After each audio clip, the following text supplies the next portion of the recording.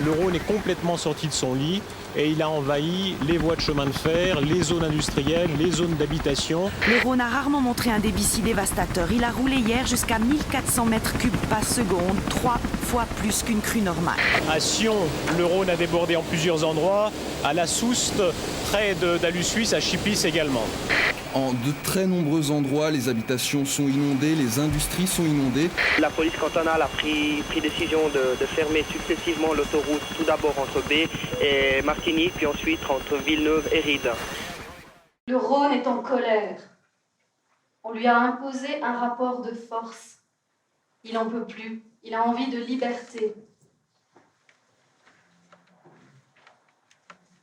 Avant les grands aménagements du XIXe siècle, à partir de 1863, le Rhône et ses bras étaient les maîtres de la plaine. Les riverains s'adaptaient à leur dynamique. Ils construisaient déjà des digues depuis le Moyen-Âge. C'était pour protéger leurs terrains de la plaine, des pâturages surtout, des prés privés, des jardins. Mais le fleuve était le maître, et on luttait contre le fleuve. Sur ce plan de 1803, entre Saillon et Saxon, vous voyez ces digues transversales. Elles sont construites en bois et en pierre par les hommes de Saillon. Malheureusement, elles repoussaient l'eau contre l'autre rive, vers Saxon. Et vous imaginez bien que les gens de Saxon n'appréciaient pas trop ça. C'était le problème à l'époque. On n'avait pas une vision d'ensemble. Pas de coordination ni de cohésion. Alors, ça crée des conflits entre les communes, des conflits à cause du Rhône. On a décidé d'agir. En 1803 déjà, on a décidé d'en finir avec la politique menée depuis le Moyen-Âge. Depuis le Moyen-Âge, en effet, ce que faisaient les autorités, c'était de dire, bon, puisqu'il y a conflit, c'est aux tribunaux de gérer. Mais en 1803, les communes de Saxon et de Martigny ont dit stop. Elles ont écrit au Conseil d'État. Elles ont dit, par pitié, arrêtez d'envoyer la question devant les tribunaux. Je vais vous citer ce qu'elles ont dit exactement. Ayez la charité de ne pas envoyer cette question aux tribunaux. Leurs longues, interminables et ruineuses formalités ne peuvent rien contre le fleuve qui dévaste ce pays. Ça a pris du temps pour qu'on arrive à faire un grand aménagement du fleuve. Ça a pris 60 ans, le temps que notre canton se remette des conflits internes et de la défaite du Sonderbund. Alors, on a décidé de le corriger. On a fait la première correction du Rhône. Et je crois que c'est important d'insister sur ce thème de correction. Pourquoi ? Parce qu'en France, par exemple, aussi, on a corrigé le fleuve. Mais on parle d'aménagement du Rhône. On ne parle pas de correction. En Valais, on a décidé de le corriger. On a construit des épis opposés, perpendiculaires à l'axe du fleuve. Et on s'est dit, le fleuve va couler entre ces épis. Au début, ça a eu l'air d'être un succès. Et puis, petit à petit, à la fin du XIXe siècle, déjà, il y a eu des inondations. Et on s'est rendu compte que le lit du fleuve s'exhaussait toujours plus. Ça devenait dangereux. On a dû faire une deuxième correction. Cette fois-ci, quand elle était terminée, cette deuxième correction, en 1960, le fleuve était domestiqué, corseté entre des digues que l'on avait surélevées et renforcées. Le fleuve, autrefois dominant, était dominé. Le rapport était inversé. La plaine aussi avait changé. On a assaini la plaine. Entre 1920 et 1954, on a gagné 10 000 hectares de terrain cultivable. On s'est dit, on a eu raison, on a bien fait, on a bien travaillé.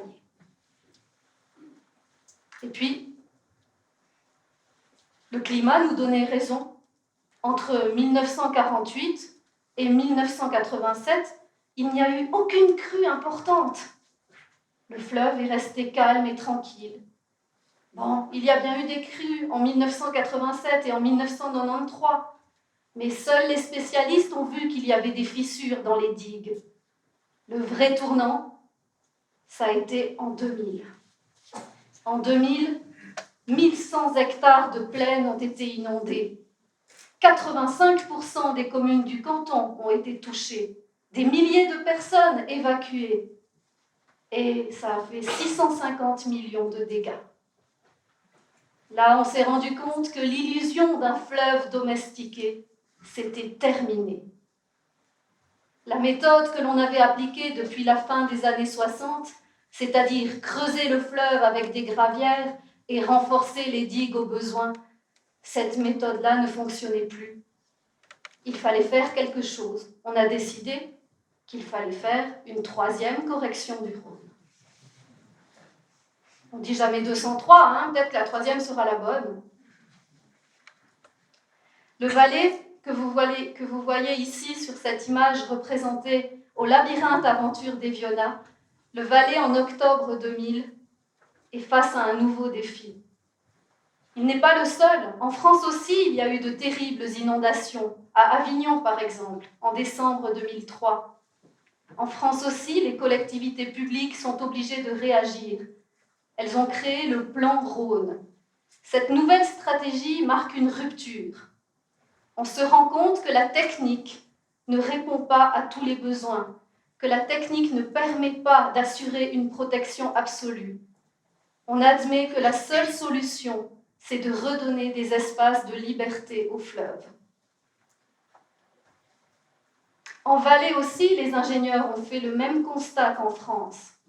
Sur ces 2 illustrations, les lignes rouges représentent le niveau d'eau lors d'une crue semblable à la crue d'octobre 2000. Vous voyez que dans quelques années, ce niveau d'eau sera clairement abaissé. C'est parce que l'on va faire des élargissements à certains endroits. La taille des élargissements sera en général de 50% la taille actuelle, ce qui permet d'évacuer 50% de débit supplémentaire. Dans les zones où on ne peut pas élargir, comme dans les villes par exemple, comme à Sion, on va abaisser le lit du fleuve. Et dans d'autres endroits, on va donner encore plus d'espace au Rhône. Le tracé du lit sera plus naturel. La faune et la flore pourront se diversifier. On pourra créer des activités de loisirs et de détente. Imaginez, la mobilité douce sera privilégiée et surtout, la population pourra se réapproprier le Rhône, qui deviendra certainement un acteur touristique important dans la plaine. L'eau et les fleuves passionnent tous les citoyens du monde. J'ai pu le remarquer cet hiver quand j'ai fait découvrir notre fleuve à un photographe rwandais. Il a pris cette photo à Chipis parce qu'il s'intéressait à la face cachée de l'eau. Et cette photo, c'est celle de l'usine hydroélectrique de Chipis, une très ancienne usine qui date du début du XXe siècle et qui utilise les eaux du fleuve pour faire de l'électricité. Cette photographie, aujourd'hui, est exposée au Rwanda. Elle témoigne du regard d'un artiste sur le Rhône et surtout, elle nous interroge. Est-ce que nous avons envie de créer une collaboration avec le fleuve? Demandez-vous, est-ce que j'aimerais vivre en harmonie avec le Rhône? Merci.